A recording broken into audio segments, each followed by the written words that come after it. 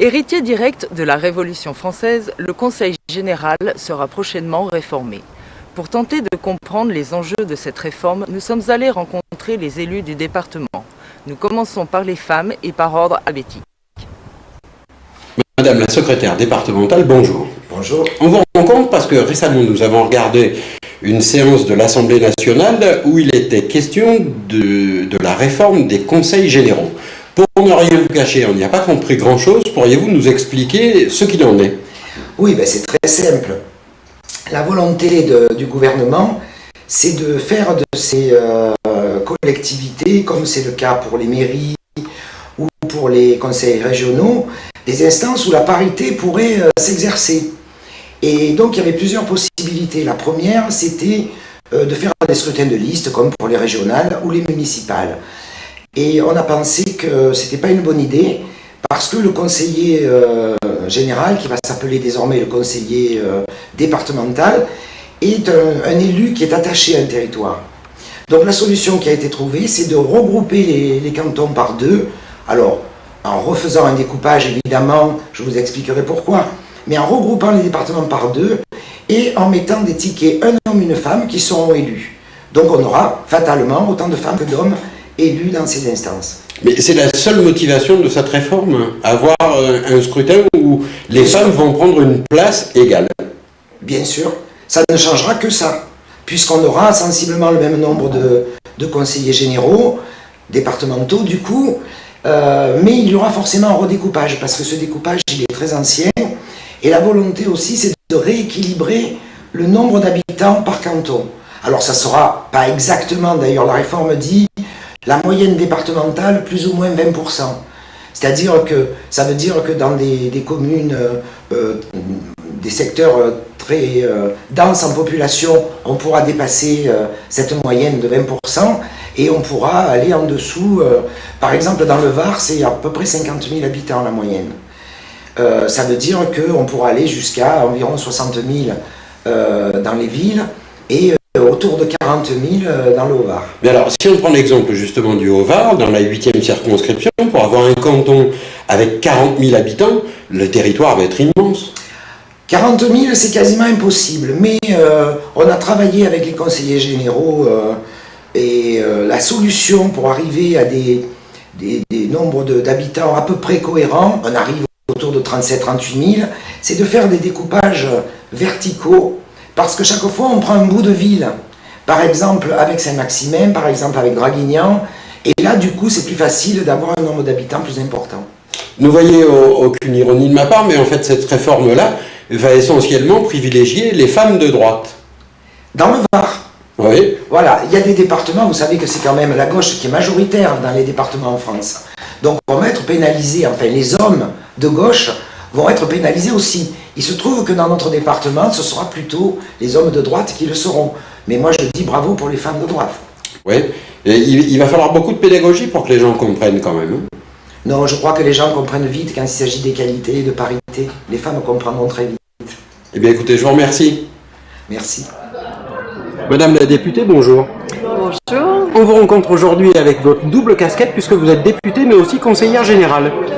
La semaine dernière à l'Assemblée nationale, une discussion a eu lieu sur la réforme des conseils généraux. Oui, pour ne rien vous cacher, on n'a rien compris. Vous pouvez nous expliquer ce que vous êtes en train de faire?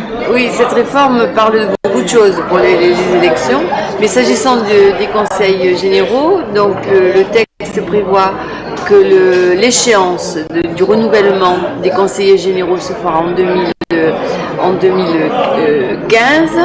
au lieu de 2014, donc en 2015, et que tout le mode d'élection sera changé, le périmètre dans lequel nous serons élus sera également changé. Ce que la loi prévoit, c'est de réduire les cantons sur la France, de réduire les cantons de moitié. Mais dans chaque canton revu et corrigé, dans ce nouveau périmètre, on élira 2 personnes, c'est un binôme, homme-femme, qui seront élus ensemble et indissociables, je dirais, sur le périmètre qui sera revu et corrigé. À l'instant où nous parlons, nous ne connaissons pas les périmètres. Et à l'instant où nous parlons, la loi n'est pas complètement votée. Nous l'avons votée, sauf moi je n'ai pas voté, j'ai voté contre cette loi évidemment, le groupe UMP a voté contre cette proposition, mais la loi, le texte continue son chemin. Il arrivait du Sénat où les sénateurs l'avaient refusé, et à l'Assemblée nationale ce texte est passé sans la voix de l'UMP évidemment, et donc il va repartir au Sénat, il va revenir. Donc il va y avoir le jeu de ce qu'on appelle les navettes, et le texte in fine sera adopté. Mais ce qui est proposé aujourd'hui, c'est élire, s'agissant des conseils généraux, c'est donc des périmètres différents, plus grands. Dans le Var, on a 43 cantons, donc ils seront réduits de moitié. Alors on ne sait pas si on en aura 22 ou 21. Mais dans chacun de ces nouveaux périmètres, dont on ne connaît pas le contour aujourd'hui, seront obligatoirement présentés un binôme homme et femme. Alors vous, en tant qu'élu, membre de l'UMP, vous avez voté combien à titre personnel? Quelle est votre réflexion? À titre personnel, je trouve ça complètement idiot.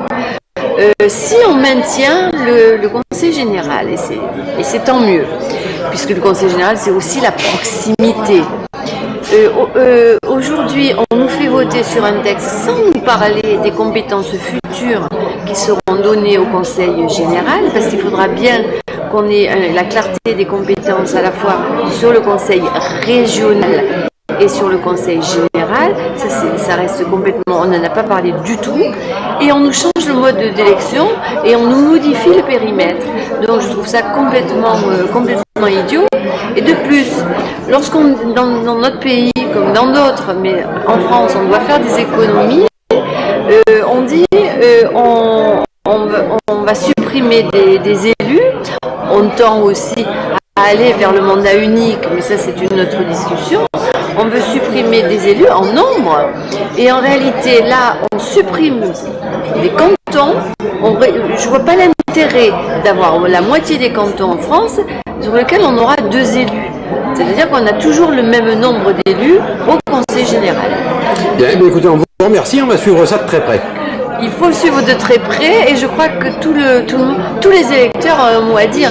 Les maires ont leur mot à dire, et tous les électeurs devraient dire leur pensée sur cette sur ce nouveau mode d'élection. Madame la députée, je vous remercie. Je vous en prie. Monsieur le député, bonjour. On vous rencontre aujourd'hui parce que nous avons assisté à une discussion à l'Assemblée nationale sur la réforme. Vous nous éclairez sur le sujet. Eh bien, je vais vous rassurer, enfin je ne sais pas si ça peut vous rassurer, cette usine à gaz, vous n'y avez peut-être pas compris grand-chose.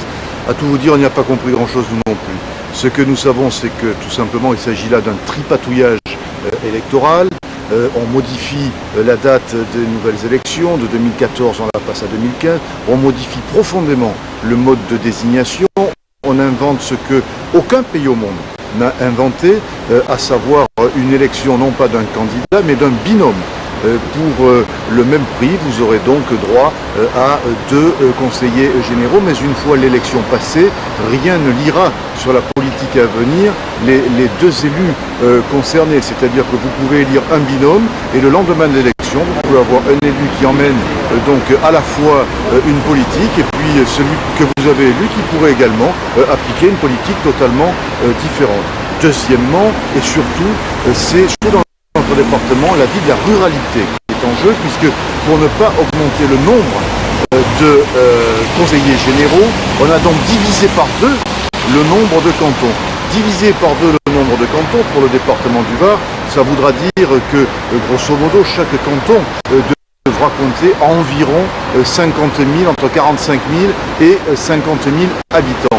Allez dans le Haut-Var, dans une circonscription que je connais bien, et trouvez des cantons avec 50 000 habitants par canton, vous allez avoir des cantons gigantesques. Un simple exemple, la preuve par le chiffre, dans la 8e circonscription, qui est celle où j'ai été élu en tant que parlementaire, nous avons aujourd'hui 10 cantons.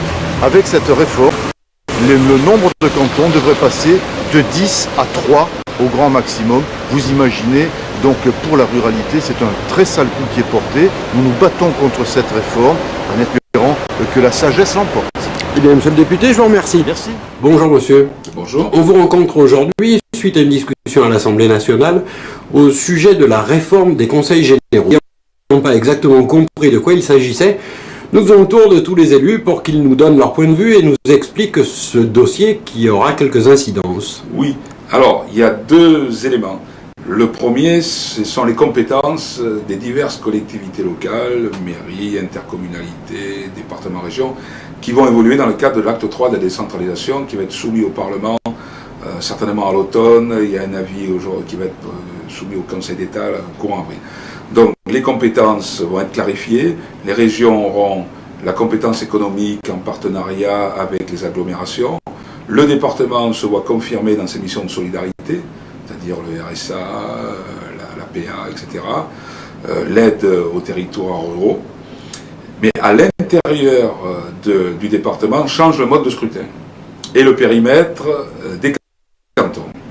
Voilà, alors il y a le projet qui a été rejeté d'ailleurs en commission des lois au Sénat hier, c'est le binôme, c'est-à-dire sur un même canton, 2 élus, un homme, une femme, pour respecter la parité qui est maintenant inscrite dans la Constitution. Donc il faut que quand il y a une réforme des scrutins, elle inclut la parité, c'est la loi constitutionnelle. Alors on pouvait faire autre chose, moi personnellement j'aurais préféré qu'il y ait le même scrutin pour l'ensemble des collectivités locales, mairies, régions, départements. Les scrutins des mairies et des régions sont des scrutins qui permettent à la fois à une majorité de se dégager et à une opposition de siéger. Et donc ça permet à la fois la représentation de l'ensemble des populations et des partis politiques qui font plus de 5% des voix.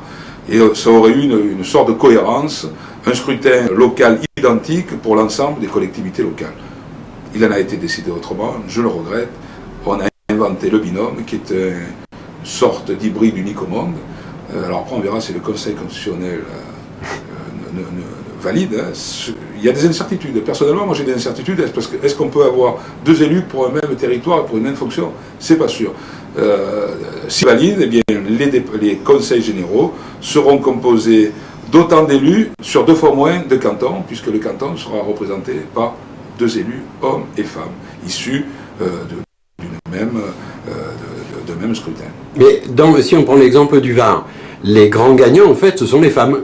Les grandes gagnantes sont femmes, parce que alors, ce qui est vrai, c'est qu'actuellement, le Conseil général, dans sa représentation, je ne dis pas dans sa fonction, une sorte d'anomalie démocratique. Il n'y a quasiment pas de femmes. Il y a des départements où il n'y a pas une seule femme. C'est la seule institution où il n'y a pas de femmes. En mairie, vous avez la moitié d'hommes et de femmes. Dans les régions, c'est à l'identique. Les départements, dans la mesure où c'est encore le scrutin uninominal majoritaire à 2 tours, avec une représentation de la ruralité, peu de femmes candidates, et quand elles sont candidates, elles sont rarement élues. Donc, très peu de femmes, je crois que dans le département du Var, sur 43 conseillers, il doit y avoir 6 femmes. Je peux me tromper à une unité près, mais pas beaucoup. Très peu de jeunes, quasiment que des retraités, des notables, issus souvent des professions libérales, et une surreprésentation des territoires ruraux, alors qu'aujourd'hui, 80%, notamment dans le Var, des habitants vivent dans les grandes villes. Donc je pense qu'une réforme du mode de scrutin du département était nécessaire. Celle qui a été choisie ne me semble pas la plus pertinente. Eh bien écoutez, merci et je vous dis à très bientôt. Voilà, merci. Bonjour monsieur.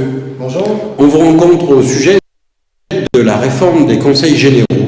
Quelle est la position de votre parti à l'Assemblée nationale?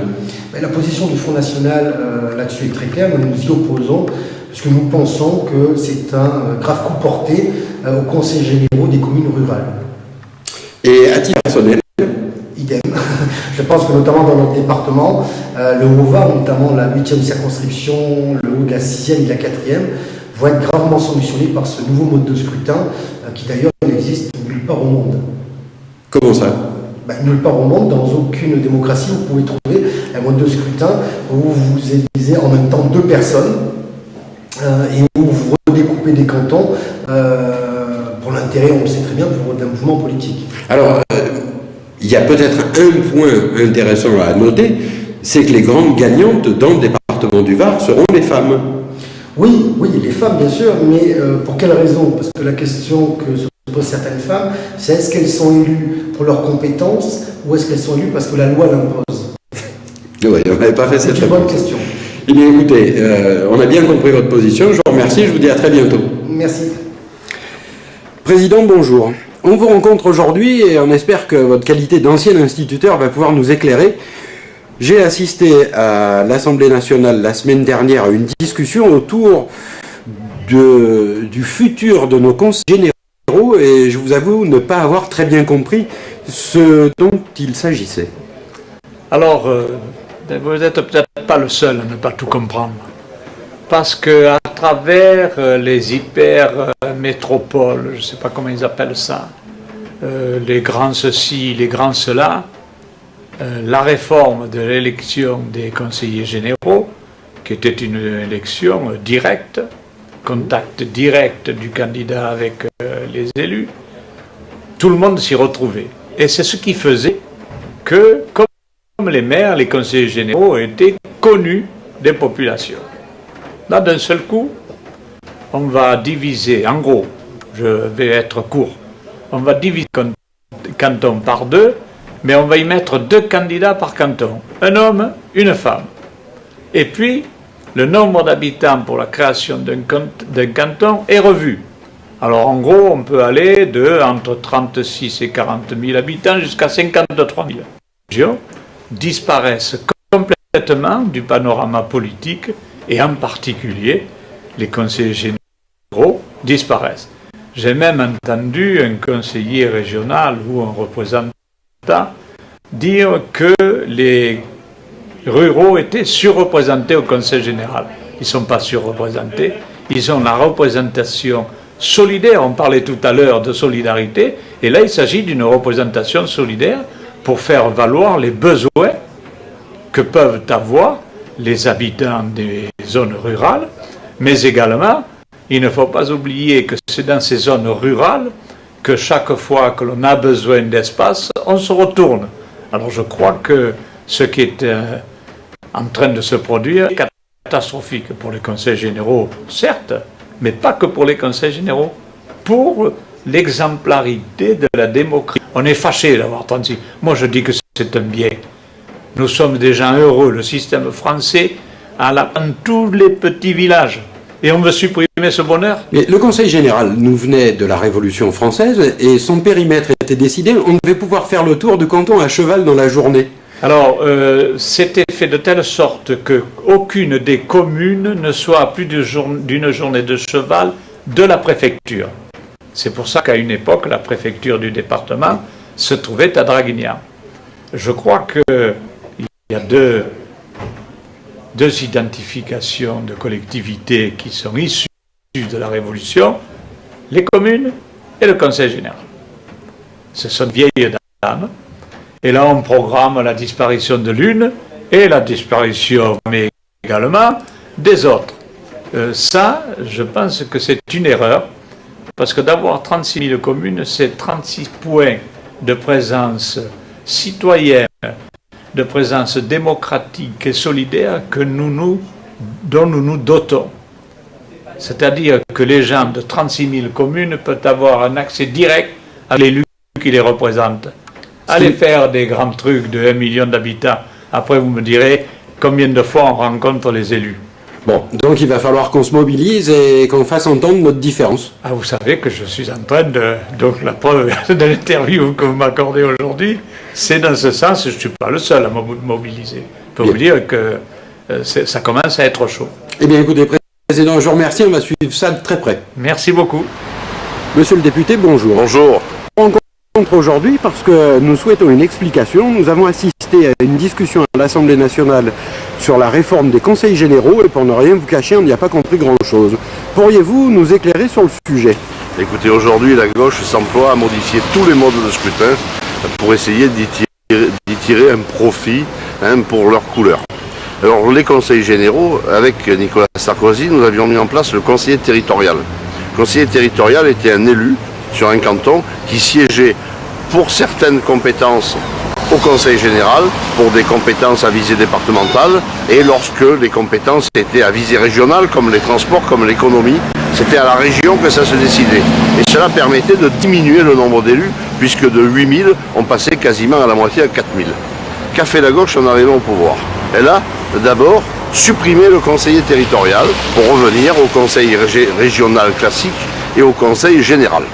Au conseil général, elle veut souder des cantons pour en diminuer le nombre de moitié, mais en ayant 2 élus par canton. Par exemple, dans le Var, nous avons aujourd'hui 43 conseillers généraux. Nous n'aurons élus sur 43 cantons. Nous n'aurons plus que 23 cantons, mais dans chaque canton, on élira un couple, un homme et une femme. C'est totalement original puisqu'au monde, cela ne s'est encore pas fait aujourd'hui. Alors quel est l'intérêt politique pour la gauche? C'est de diminuer le nombre de cantons, et en particulier de diminuer le nombre de cantons ruraux, qui sont aujourd'hui beaucoup plus petits que les cantons que nous avons dans nos villes, et qui sont en majorité dans les mains d'élus de droite. En faisant comme ça, nous allons avoir des cantons énormes dans le monde rural, où le conseiller général et la conseillère générale, puisqu'ils seront 2, auront des pouvoirs qui en feront des petits nouveaux féodaux. Ce qui est encore plus stupide, c'est qu'aujourd'hui, sous le biais de la notion d'égalité, c'est-à-dire d'élire une femme et un homme par canton, aujourd'hui, lorsque un homme, par exemple, si l'homme est vice-président du conseil général et que la femme ne l'est pas, immédiatement, la population se tournera vers celui qui a le plus de capacité à répondre à ces interrogations. C'est donc une réforme que nous considérons comme totalement stupide, mais qui est dans l'esprit de renforcer la gauche dans les conseils généraux. Mais alors, quelle sera l'imbrication avec le conseil régional? Il n'y aura pas plus d'imbrication qu'aujourd'hui. Ce que nous reprochons aujourd'hui, c'est qu'il y a un mur entre les deux collectivités, avec des élus d'ailleurs des conseils régionaux que personne ne connaît. J'ai du mal, moi, à retenir le département du Var, parce qu'ils ne sont pas identifiés à un territoire, parce que cette élection sur une liste en fait des personnes qui ne sont pas représentatives d'un territoire. Avec le conseiller territorial, nous avions vaincu tout cela, et nous avions surtout diminué le nombre d'élus. Au passage d'ailleurs, cette modification des conseils généraux, il y a aujourd'hui 4050 élus conseillers généraux en France. Avec cette réforme, il y en aura 100 de plus. Je ne vois donc pas où est l'intérêt, puisque dans l'esprit aujourd'hui de la population, tous les sondages le montrent, ils veulent une diminution du nombre d'élus, ils veulent une clarification des compétences, et avec le conseiller territorial, elle était évidente. Aujourd'hui, on replonge dans un système clientéliste, un système électoraliste qui fait que n'aura pas le pouvoir qu'aura même un conseiller général aujourd'hui. Un petit point de la réforme dont on ne parle pas assez, c'est que nous avions remonté le seuil pour participer au second tour des élections des conseillers territoriaux à 12,5% des inscrits. La gauche vient là, dans le cadre de cette réforme du Conseil général, de le redescendre à 10%. Ce qui va favoriser les triangulaires. Et vous savez très bien que les triangulaires arrangent la gauche. Voilà dans quel esprit nous avons travaillé. Cette réforme n'a pas été votée au Sénat. Et d'ailleurs, le seul sénateur de gauche de notre département n'a pas participé au vote. Pierre-Yves Colombac, que je vous conseille d'aller interroger sur ce sujet, n'a pas participé au vote parce qu'il ne soutient pas une telle gabégie. C'est un projet vraiment stupide qui ne tient pas la route et qui, au lieu de nous faire avancer, va encore nous faire reculer et va encore plus stigmatiser les élus. Parce que vraiment là, je vous le dis, les électeurs n'y comprendront absolument rien. Et d'ailleurs, vous verrez, du fait qu'ils n'y comprennent rien, l'abstention, qui est déjà très forte dans les élections cantonales, sera encore plus forte demain. Eh bien, monsieur le député, je vous remercie. Merci beaucoup. Industriel qui a